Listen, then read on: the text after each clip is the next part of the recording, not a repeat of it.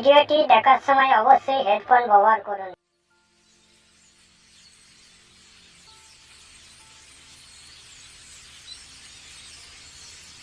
লেওড়া সংসারের যা অবস্থা বড় দেখছি, কদিন পরে কুরবানি না খেয়েই থাকতে হবে মনে হয়।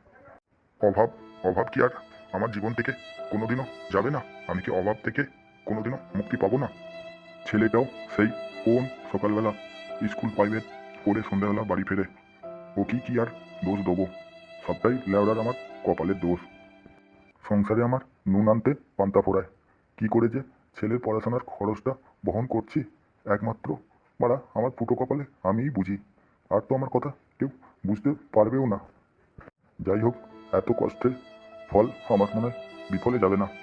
ছেলেটার ওপরই তো ভরসা, ছেলেটার মুখের দিকেই তো তাকিয়ে বেঁচে আছি। ছেলেটা যদি একটু মানুষের মতো মানুষ হয় তাহলে আমাদের এই সংসারে অভাবটা মনে হয় ঘুচবে। বলি শুনছো? কি গো, কোথায় গেলে? বলি রান্নার যে কিছু জোগাড় নেই, সে খেয়াল আছে তোমার? সেটাই তো ভাবছি গিন্নি, কি যে করি। কুরবানি লেওড়া সংসারে এত অভাব অনটন, কিছু বুঝে পাই না কিভাবে সংসারটা চালাবো। বলছি কই গিন্নি, বাজারে ব্যাগটা দাও, দেখি কি করা যায়। এই বেলাটা তো কোনোভাবে কাটিয়ে নেবো, ও বেলা আবার কীভাবে চলে দেখি। নান্টু, এই নান্টু, বলি বাড়িতে আছিস নাকি? বলি কই গো, এই অসময় আবার কোন খানটির ছেলে বাড়িতে এলো? পড়া লেওড়া শুকনো পদে আকন্ড আটা, কুরবানি আমার বাড়িতে পুলিশ কেন?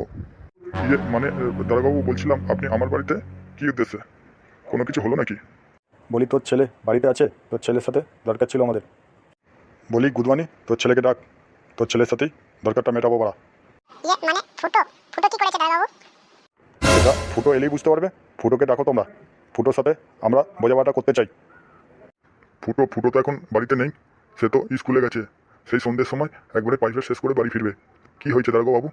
কিছু ঘটনা ঘটলে আপনি আমাদেরকে বলুন না, আমরা ব্যাপারটা মিটিয়ে নেবো। কি আবার হবে? তোর ছেলে কদিন ধরে এই কালুবাবুর মেয়েকে খুব ডিস্টার্ব করছে, তাই একটু টাইট দিতে এলাম। শুধু ডিস্টার্ব নয় গুডবানি, ডিস্টার্ব হলে তো ওরা বেঁচে যেতাম, ভয় দেখালে ওরা চলে যেত।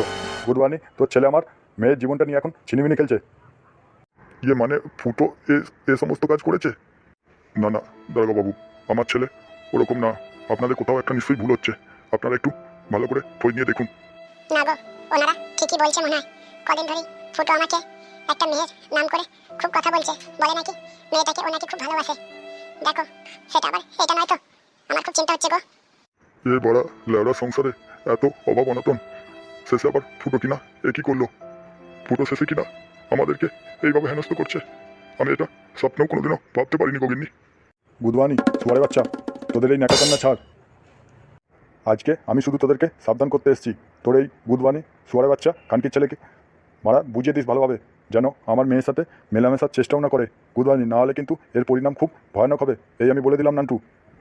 আমি বলি কি, ওরা ছোট বাচ্চা, সেরকম কোনো বয়সও হয়নি। তাই ওরা দুজন দুজনকে যখন পছন্দ করে, ভালোবাসে, তাই আমাদের কি উচিত না ওদের ভালোবাসাটা আমাদেরকে মেনে নেওয়া? ওদের এখনই ভালোবাসাটা ভেঙে দেওয়া কি আমাদের ঠিক হবে? বলি তোদের ওই সুপুত্র বুধবানি আমার মেয়েকে বিয়ে করে কি খাওয়াবে শুনি?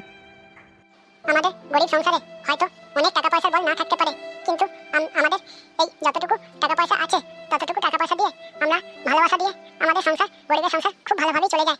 আমাদের কোনো অভাব বলে কিছু জিনিস থাকে না। আপনি আপনার মেয়েকে আমাদের ঘরে বউ করে পাঠিয়ে না, দেখবেন আপনার মেয়েকে আমরা আমাদের মেয়ের মতো করে খুব ভালো রাখবো। বলি আমার ওই মেয়ের মাসে কত খরচা পাড়া জানিস? পাড়া তোদের সারা মাসের মাইনের থেকেও পাড়া অনেক বেশি। গুদওয়ানি, আমার মেয়েকে তোরা সামলাতে পারবি না। গুদওয়ানি, সেই কারণে ভালোভাবে বাড়া বোঝাচ্ছি। এরপরে কিন্তু বাড়া এলে বোঝাতে আসবো না। গুদওয়ানি, গাঁড়ে বাড়া বম দিয়ে চলে যাবো, তখন বাড়া বুঝতে পারবি তোরা। গুদওয়ানি, সেই কারণে বলি কিনা বাড়া এখন থেকে ছেলেকে বাড়া শুধরে নে। তাছাড়া তোর ছেলে তো আমার মেয়েকে ভালোবাসে না রে গুদওয়ানি। বাড়া তোর ছেলে তো ভালোবেসেছে বাড়া আমার সম্পত্তি টাকা পয়সাকে দেখে। বাড়া তোরা তো ভেবেছিস গুদওয়ানি মারা ছেলেটাকে লেলিয়ে দেবো, বড় লোকের একটা লোকের বাড়া মেয়ের সাথে বিয়ে করে নেবে, তাহলেই আমাদের বাড়া জীবনটা মারা ঝিঙ্গালালা সেইগুলো বালি। গুদওয়ানি মারা, আমাকেও চিনিস না, আমার নাম মারা কালু। মারা মেরে গাঁড় ভেঙে দিয়ে চলে যাবো। আমি বলি কি, এই ভদ্রলোকগুলোর সামনে তুমি আর মাথাটা হেড করিও না আমার। তুমি আর ভিক্ষা চেয়েও না, এরা ভিক্ষা দিতে জানে না গো। আমাদের কপালে যা আছে তাই হবে, আমরা আমাদের ছেলেকে বুঝিয়ে নেবো। তুমি চিন্তা করো না গো, ফুটো আসুক, ফুটোকে আমি ভালোভাবে বুঝিয়ে দেবো, যাতে ও আর ওই মেয়েটাকে ভালোবাসার কথা স্বপ্নও না ভাবে, যাতে ও সেই মেয়েটাকে ভুলে যেতে পারে, তার ব্যবস্থাই করবো গো। হ্যাঁ তাই করিস গুদুয়ানি, নাহলে কিন্তু বাড়া এর পরে বারে এসে বাড়া কোমরে দড়ি বেঁধে বাড়া টানতে টানতে বাড়া থানায় নিয়ে যাবো, এ কথা আমি বলে দিয়ে গেলাম তোদেরকে। ওদেরকে যা বলার বলে দিয়েছি কালুবাবু, এখন আপনি চলুন। ওরা আর দ্বিতীয়বার বাড়া সাহস পাবে না গুদুয়ানি, নাহলে ওদের বাড়া গাঁটটা ভেঙে দেবো, ওদের ভয় আছে না। বলি কি গো, আমার তো খুব চিন্তা হচ্ছে, ওরা আবার ফুটোর না কোনো ক্ষতি করে দেয়। লেওরা এই সংসারে বাড়া সংসারই ভালোভাবে টানতে পারি না, আবার আবার আবার বাড়া একটা উটকো ঝামেলা এসে পড়লো ঘরে। গুরুদারি কি করবো ভেবে পাচ্ছি না। তুমি চিন্তা করো না গো, ফুটোকে আসতে দাও, ফুটোকে বুঝিয়ে ব্যাপারটা সব কিছু খুলে বলি। ও যদি না বোঝে তাহলে জেনে রেখো আমাদের কপালে দুর্গতির কোনো শেষ নেই।